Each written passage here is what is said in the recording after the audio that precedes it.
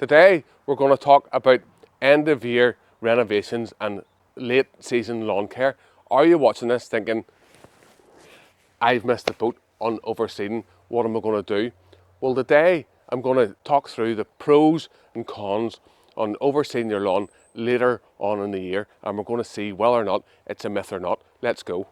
We're going to be doing a really heavy scarify. Now, I did do a scarify a few weeks ago, but today I'm going to be much harder, and then I'm going to be planting some topsoil and seeding.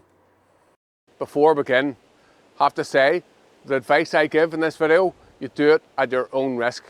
We can't predict when the weather will turn cold in the location that you're at.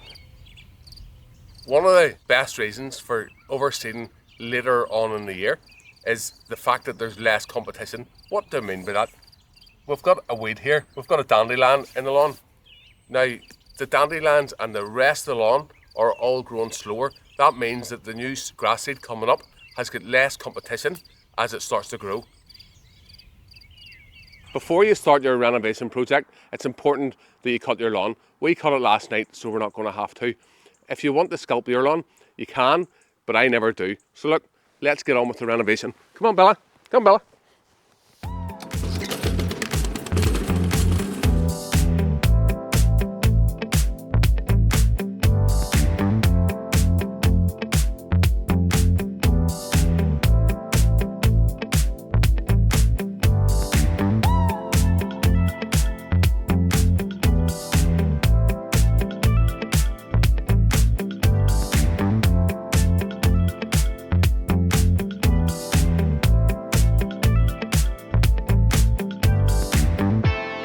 We've now got the lawn all scarified.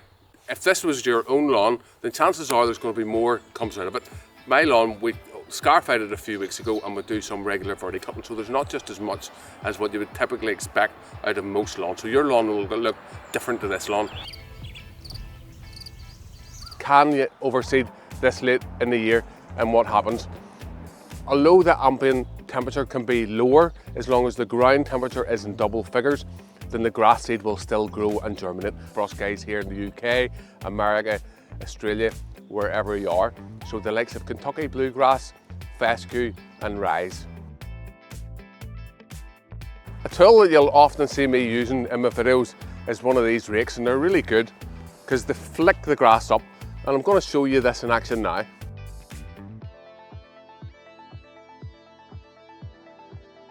So we don't have that much to lift today. So I'm going to just do some raking and then we're going to get the lawnmower out.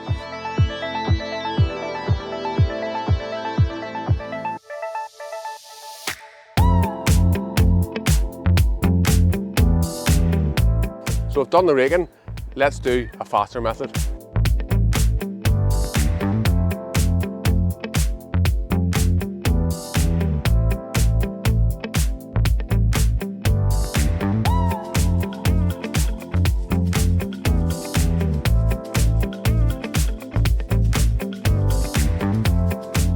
As you can see, we've now got all the debris cleared off, and we're going to get on to the next stage, which is overseeding. Today we're going to be using an ultra-fine grass seed that we used whenever we first installed the lawn.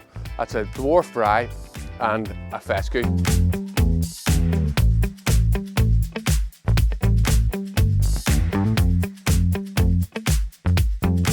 We've now got all the waste cleared off the lawn, and you can see that we have the lines left in the soil from the petrol scarifier. If you're using an electric scarifier, you might not get as deep lines.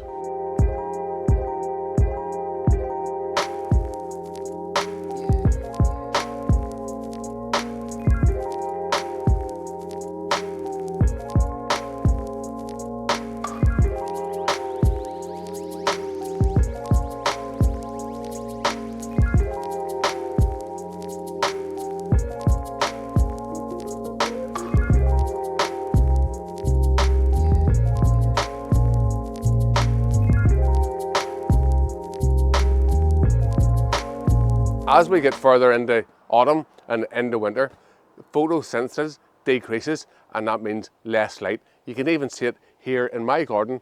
We're filming this 1 o'clock and you can see the shade already in the garden because the sun isn't so high. The quality of the light also changes, and it means that there's less vigour for the grass to grow.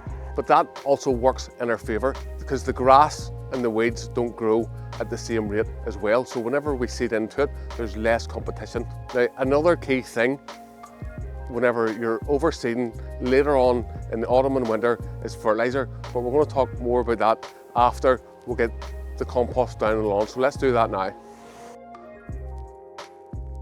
When overseeding your lawn in the fall or the autumn, your grass is going to have a much better chance to grow and survive if you cover it. So today I'm going to be covering this in some topsoil.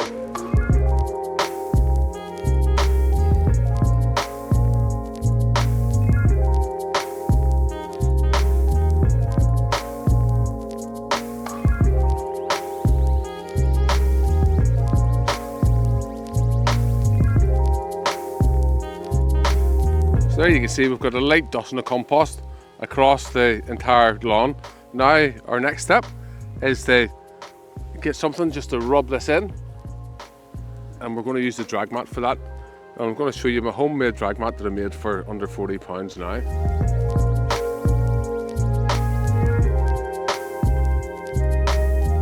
My next job now is to take my homemade drag mat and drag this seed and the compost into the lawn.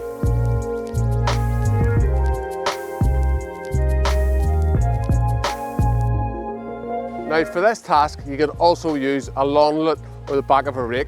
However, I talk about this quite a lot in my video, so I'm not going to do it today. Today, I'm just going to use the drag mat to pull the seed into the soil to get really good, so as we're getting that really good germination, and then going to have the blanket of soil over the top, and that's going to be really important for our late season renovating.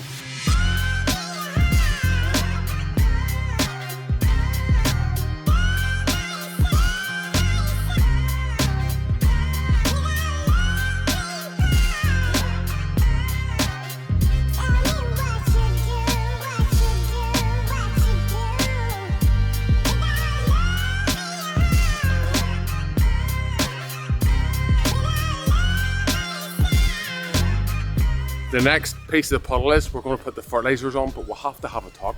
Now, let's go and put the mat away and we can do the fertilising. Welcome into the workshop. We're going to have a chat about fertiliser. So there's generally, if we're going to be seeding lawns, we would put on a pre-seeder, and that would be a balanced fertiliser of 666 or 6510. Or today we're going to be putting on a controlled release fertiliser with a higher amount of nitrogen, and that will go against what you've been taught about what you should and shouldn't put on a lawn coming into the autumn. Generally, coming into the autumn, you would drop the amount of nitrogen down. However, we're going to be keeping it high, but it's going to be a controlled release, and that's going to take it through October and into November. So as whenever the grass starts to get up, it's going to carry on growing.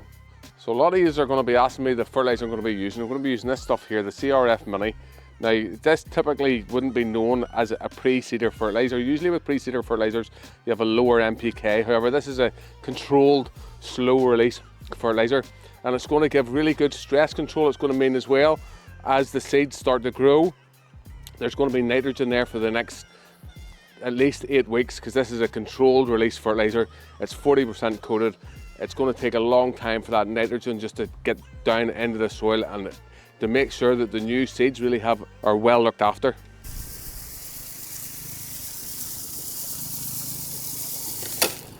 If you've enjoyed this video and you want to see my biggest fail, but also learn a lot more about growing grass from seed, watch this video next, and I'll see you over there now.